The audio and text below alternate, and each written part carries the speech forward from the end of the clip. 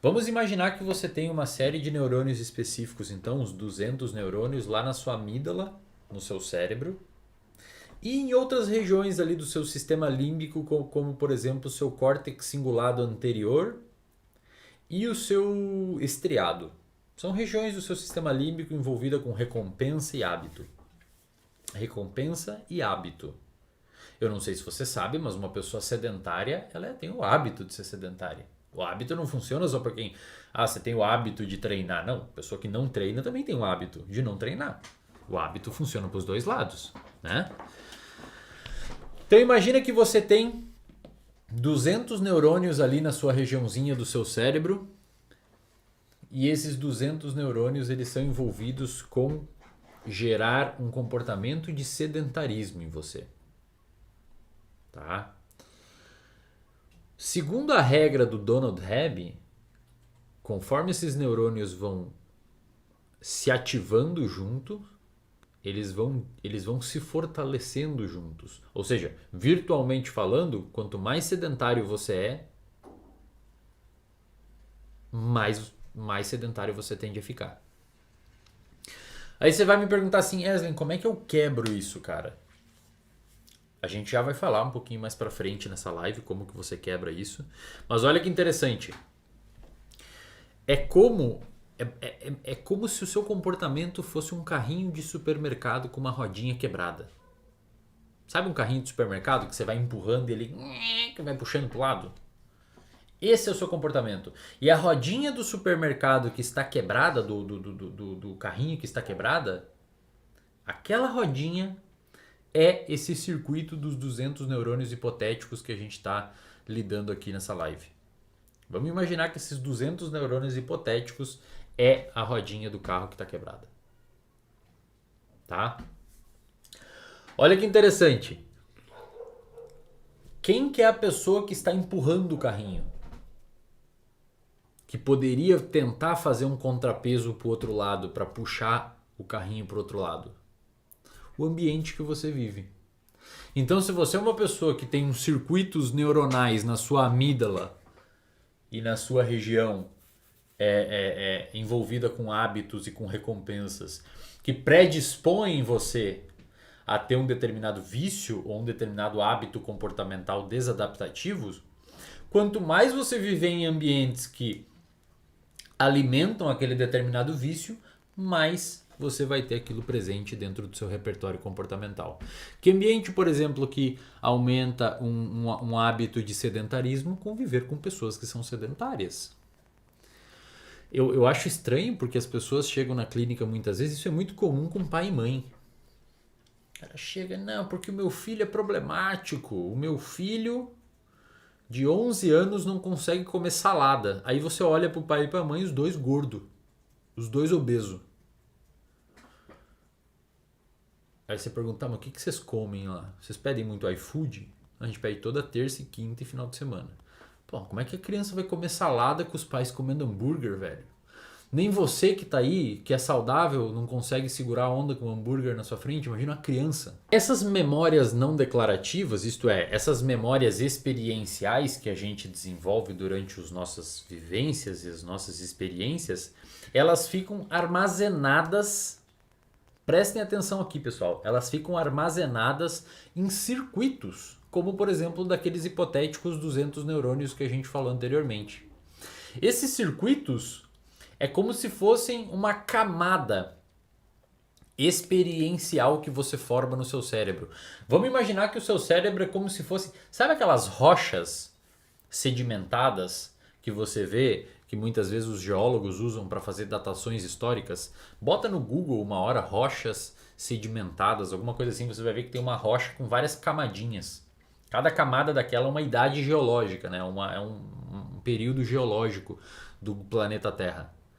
No seu cérebro, metaforicamente, não é anatomicamente. Depois vocês vêm me mandar os negócios na caixinha falando, você falou que anatomicamente a gente cria camadas. Eu tô falando metaforicamente. Metaforicamente, no seu cérebro, os seus circuitos neuronais criam camadas sedimentares de experiências. O que significa isso? Se você teve um namorado, se você teve uma namorada dos 16 aos 19 anos, isso formou uma camada sedimentar experiencial no seu cérebro. Ou seja, você teve uma série de circuitos neuronais que via neuroplasticidade, a aula que a gente conversou ontem, via neuroplasticidade sináptica, se concretaram e criaram a sua experiência daquele relacionamento. Quando alguém te pergunta assim, ô diretor, como é que foi o seu namoro dos 16 aos 19 anos? O diretor vai olhar e vai falar assim, cara, foi uma merda. O que ele quer dizer com foi uma merda? Ele quer dizer que foi uma experiência nociva e desagradável que está armazenada naquela rede neuronal, composta por diversos tipos de neurônios. Agora olha o que é mais louco, meu amigão. Presta atenção aqui, cara, que esse é o seu momento de você se entender e talvez o seu cérebro escorra pelos seus ouvidos agora, quando você entender o que eu vou dizer. Esses circuitos que o diretor formou quando namorou dos 16 aos 19, que geram nele a experiência desagradável do relacionamento, são circuitos reutilizados no próximo relacionamento que o diretor... Que idade você tem, diretor? 24. 24 anos aqui o diretor tem, ó. 24 anos, ou seja, se o diretor namorar agora, ele vai reutilizar aquelas camadas de experiências formadas naquele relacionamento passado. E essas camadas, aquela camada que ele formou no relacionamento passado vai reverberar no relacionamento de hoje. É como se respingasse. Afinal de contas, os neurônios, o nosso cérebro é muito caro. Os neurônios eles são reutilizados para várias coisas. O mesmo comportamento tem função em diferentes contextos. Só que olha o que é o mais louco agora, meu. Você tem várias camadas de experiências sobrepostas umas nas outras no seu cérebro desde a sua infância. Eu vou fazer um desenho aqui. Posso fazer um desenho aqui, diretor, e mostrar aqui na tela?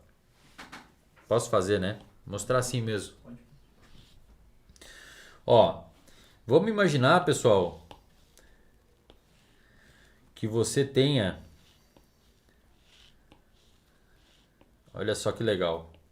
Aí o pessoal tem que ir lá pro YouTube ver aqui. Quem tá no Instagram vai lá pro YouTube que eu vou mostrar aqui pro YouTube. Não sei se vocês conseguem acompanhar aí. Ó, imagina que você tenha diversos tipos de camadas experienciais.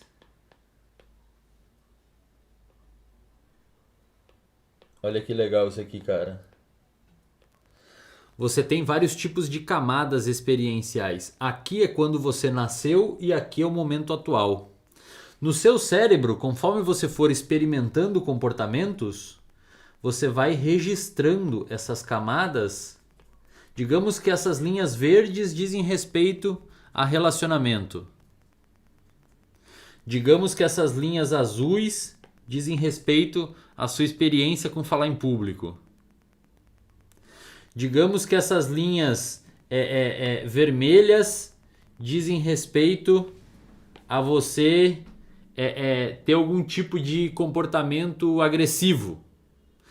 E assim o seu cérebro vai formando camadas sedimentares de experiências. Só que o que é o mais legal? É como se você tivesse um tronco, um poste fincado no meio daquelas camadas que conecta a camada. É como se você tivesse isso daqui, ó. É como se você tivesse, na nossa analogia aqui, é como se você tivesse um poste fincado aqui no meio que conecta a camada mais antiga à camada atual. Se neurônios que disparam juntos se fortalecem juntos, significa que aquelas circuitarias que foram mais utilizadas durante a minha vida são as circuitarias que mais influenciam o meu comportamento hoje. É isso, cara. É exatamente isso. Só que sabe o que é maravilhoso e ao mesmo tempo tem uma palavra que ele é muito maravilhoso, mas é quase que maquiavélico. O nosso cérebro é quase que maquiavélico. Por quê? Porque aqueles mesmos circuitos que foram utilizados para comportamentos adaptativos reverberam hoje. Então, por exemplo, se você foi uma pessoa que sempre gostou de comer bem, hoje você come bem. Se você foi uma pessoa que sempre gostou de aprender música, hoje você gosta de aprender música, porque você tem circuitos ali. Claro que isso pode mudar com as experiências que você teve no futuro, a gente já vai falar sobre isso. Agora, aqueles comportamentos e aqueles circuitos lá de trás, que você teve nocivos para o seu comportamento, por exemplo, comportamentos de esquiva.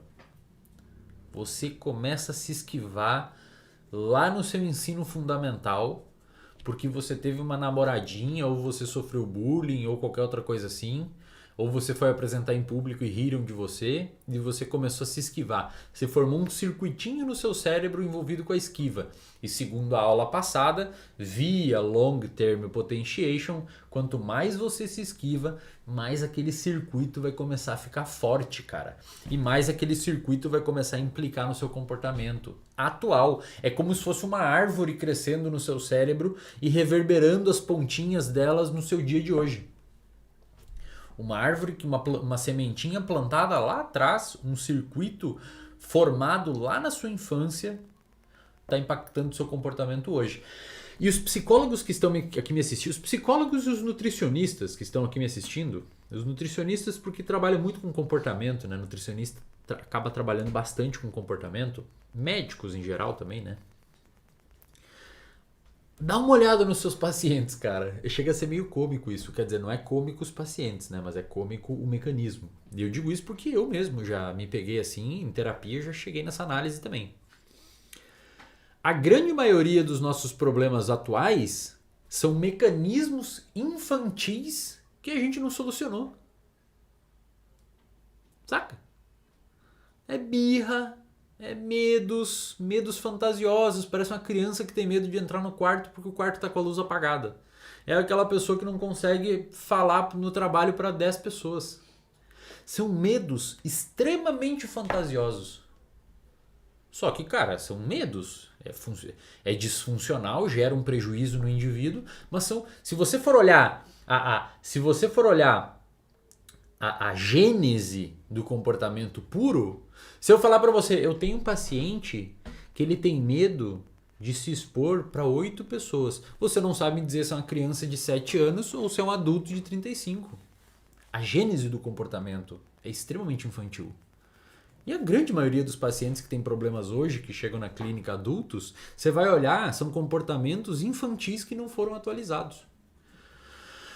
Por quê? Porque aquele circuito se formou lá atrás, a pessoa ignorou aquele tipo de comportamento disfuncional e ele reverberou a vida inteira.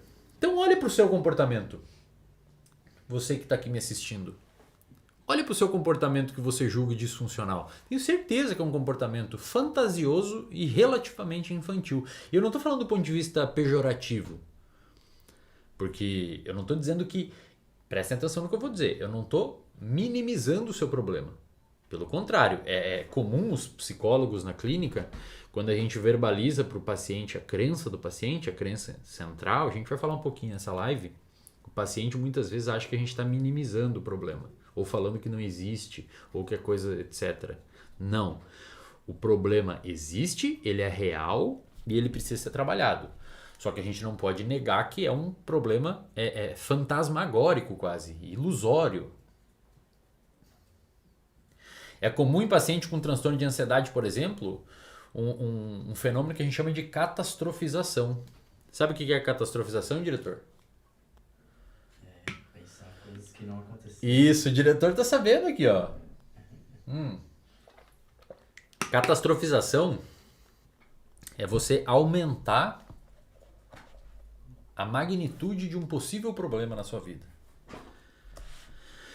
Então é aquela pessoa que tem que apresentar um slide na firma ou tem que apresentar um trabalho para meia dúzia de pessoas na turma e a pessoa acha que todo mundo vai rir da cara dela e que vai dar um puta de um merdão.